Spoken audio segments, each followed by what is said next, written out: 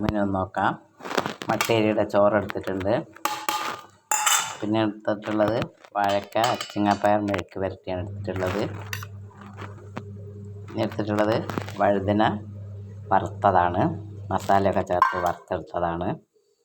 പിന്നെ എടുത്തിട്ടുള്ളത് ബീറ്റ്റൂട്ടാണ്, ബീറ്റ്റൂട്ട് ഉപ്പിലിട്ടത്. പിന്നെ ഒരു പപ്പടം എടുത്തിട്ടുണ്ട്. ഇന്ന് ഒഴിച്ച് കറിയൊന്നും എടുത്തിട്ടില്ല.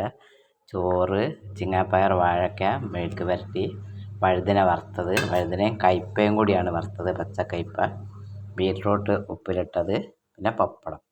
ഒഴിച്ച് കറിയായിട്ട് ഇന്ന് വേറെ ഒന്നും എടുത്തിട്ടില്ല. ഇത്രയാണ് ഇന്നത്തെ എൻ്റെ ലഞ്ചിനുള്ളത്. സിമ്പിളായിട്ടുള്ള ഒരു ലഞ്ചാണിത്.